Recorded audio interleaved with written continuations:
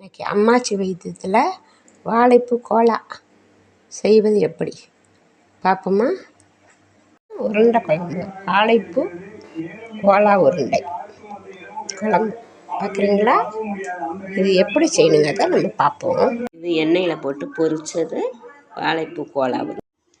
வணக்கம், அம்மாச்சி வைத்தியம். இன்று நம்ம பார்க்க போகிறது வாழைப்பூ கோலா உருண்டை. அது எப்படி செய்யுதுன்னு பார்ப்போம். அதற்கு முன்னாடி நீங்கள் லைக் பண்ணுங்கள், ஷேர் பண்ணுங்கள், சப்ஸ்கிரைப் பண்ணுங்கள். வாங்க வீடியோக்குள்ள போகலாமா? வாழைப்பூ ஒரு பூவை வாங்கி அதோட இதழ்கள் எடுத்து அதை நரம்புகளை நீக்கிட்டு அதை உதிரியாக ஊற்றி வச்சுருங்க. பிறகு ஒரு அரை முடி தேங்காய்,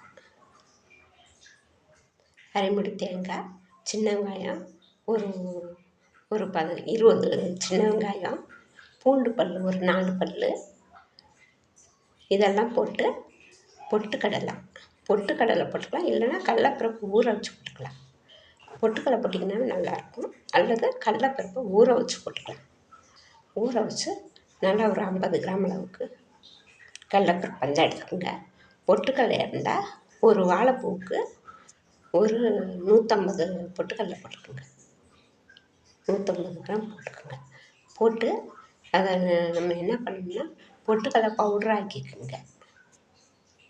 வாழைப்பூ, தேங்காய், சின்ன வெங்காயம் இருக்குங்க இல்லையா, அதை பச்சையாக போட்டுக்கணும். 20 வெங்காயம், பூண்டு பல், ஒரு 2 மிளகாய் போட்டுக்கிட்டு நல்லா மிக்சியில் போட்டு நல்லா அடிச்சுக்கோங்க.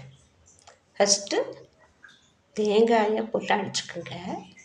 பிறகு இந்த மிளகாய், சின்ன வெங்காயம் எல்லாத்தையும் போட்டு, பூண்டு எல்லாத்தையும் போட்டு அடிச்சுக்கோங்க.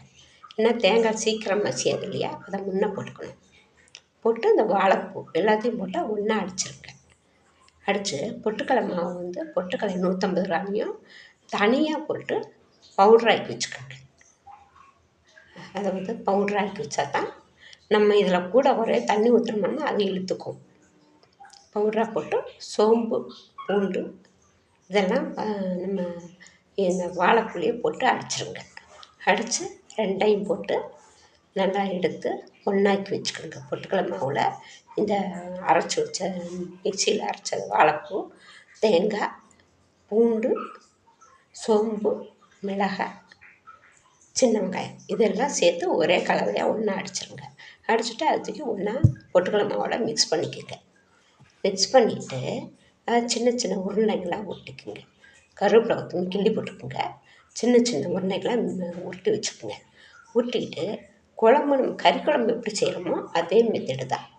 கறி குழம்புக்கு அரைச்ச மாதிரியே எல்லா மசாலாவும் அரைச்சி, மிளகாய் கொத்தமல்லி அரைச்சி, தேங்காய் அதுக்கு ஒரு அரை மூடி போட்டுக்கோங்க. போட்டுட்டு அதை வந்து நல்லா அரைச்சிக்கோங்க. கருவேப்பிலை கொத்தமல்லி, மிளகாய் கொத்தமல்லி இது போட்டு கருவேப்பிலை கொத்தமல்லி கூட தாளிக்க வச்சுக்கோங்க. இதில் பட்டை, கிராம்பு, சோம்பு, பூண்டு எல்லாமே போட்டு அரைச்சிக்கணும். அதோட சின்ன வெங்காயம் ஒரு அதுவும் இதுலேயும் ஒரு 15-20 போட்டுக்கோங்க. போட்டு வதக்கி தக்காளி ஒரு 3 தக்காளி போட்டு அடிச்சுக்கோங்க. இந்த தேங்காய் மிளகாய் கொத்தமல்லி, தேங்காய், சோம்பு, பூண்டு எல்லாம் போட்டு அடிச்சுக்கிட்டு இந்த வெங்காயமும் தக்காளியும் நல்லா வதக்கிடுங்க. வதக்கிட்டு அதோட போட்டு அரைச்சிருங்க. அரைச்சிட்டு அந்த விழுதை தனியாக வச்சுக்கோங்க. வச்சுட்டு புளியை நல்லா ஒரு நெல்லிக்காய் சைஸுக்கு நல்லா எடுத்து கரைச்சிக்கோங்க. கரைச்சி இந்த கலவையோடு ஊற்றி வச்சுக்கோங்க. தேவைக்கேற்ப உப்பு போட்டுக்கோங்க. போட்டு பட்டை கிராம்பை போட்டு தாளிச்சுட்டு இந்த குழம்ப அந்த மசாலா அரைச்ச மசாலா தூக்கி ஊற்றுங்க. ஊற்றி அதில் தேவைக்கேற்ப உப்பு நிறையா போட்டக்கூடாது. தேவைக்கேற்ப உப்பு போட்டு நல்லா கொதிக்க விடுங்க. கொதிக்க விட்டோன்னே இந்த மிக்சியில் வாழைப்பூலாம் அரைச்சி வச்சுக்கோம் இல்லையா, அதெல்லாம் ஒன்றா சேர்த்து பொட்டுக்கடலையோட ஒன்றா சேர்த்து பொட்டுக்கடலை மாவு, பொட்டுக்கடலையாக இருக்கக்கூடாது, பொட்டுக்கடலை மாவை தான் பவுட்ரு ஆக்கி சொன்னேன்ல, எல்லாத்தையும் ஒன்றா கலந்து அது சின்ன சின்ன உருண்டைங்களாக உருட்டி போட்டு அதில் கருவேப்பிலை கொத்தமல்லி கிள்ளி போட்டு நல்லா உருண்டையாக உருட்டி வச்சுருங்க. குழம்பு கொதிக்கும்போது நல்லா ஒரு 10 உருண்டை எடுத்து போடுங்க. பிறகு கொஞ்சம் நேரம் அதை விட்டுருங்க. விட்டு பிறகு நல்லா கொதி வந்த பிறகு மறுபடியும் திருப்பி கொதி வந்து இந்த உருண்டையெல்லாம் மேலே மிதக்கும். திருப்பி மறுபடியும் தூக்கி போட்டு மூடி வச்சுருங்க. நல்லா எல்லாமே மேலே மிதக்க ஆரம்பிச்சிடும். இதுதான் வாழைப்பூ கோலா உருண்டை.